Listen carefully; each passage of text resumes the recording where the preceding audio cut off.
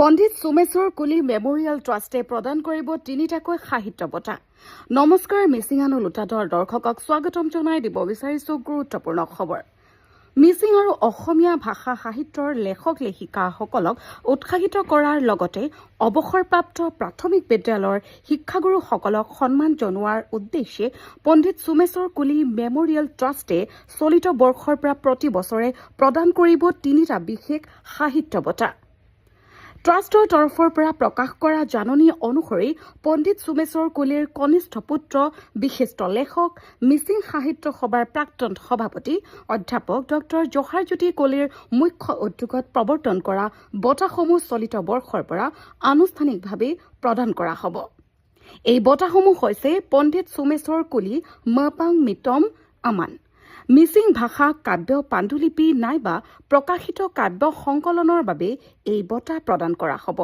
বঁটাৰ সৈতে 15,000 টকাৰ নগদ ধন, মানপত্ৰ আৰু কিতাপৰ টোপোলা আগবঢ়োৱা হ'ব। পণ্ডিত সোমেশ্বৰ কুলি সোঁৱৰণী কাব্য বঁটা। অসমীয়া ভাষাত কাব্য পাণ্ডুলিপি নাইবা প্ৰকাশিত কাব্য সংকলনৰ বাবে আগবঢ়োৱা এই বঁটাত 10,000 টকাৰ নগদ ধন, মানপত্ৰ আৰু কিতাপৰ টোপোলা থাকিব। পণ্ডিত সোমেশ্বৰ কুলি সোঁৱৰণী শিক্ষাগুৰু বঁটা।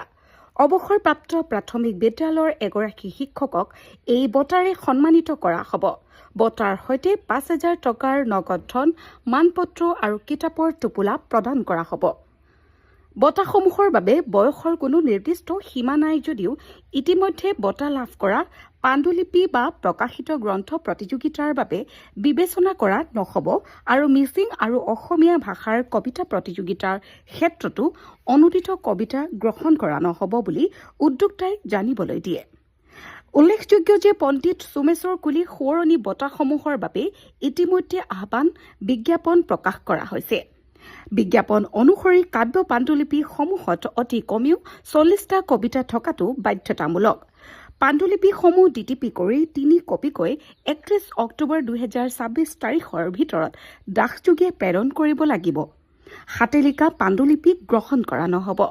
বিশেষকৈ সমিতিৰ দ্বাৰা পৰীক্ষা নিৰীক্ষাৰ অন্তত বঁটাৰ ফলাফল ঘোষণা কৰা হ'ব। অৱসৰপ্ৰাপ্ত শিক্ষাগুৰুসকলে এই বঁটাৰ বাবে আবেদন কৰাৰ প্ৰয়োজন নাই। আবেদনকাৰীসকলে নিজৰ আবেদন পত্ৰ আৰু প্ৰয়োজনীয় নথি পত্ৰ ইমেইল যোগেও তলৰ ঠিকনাত জমা দিব পাৰিব।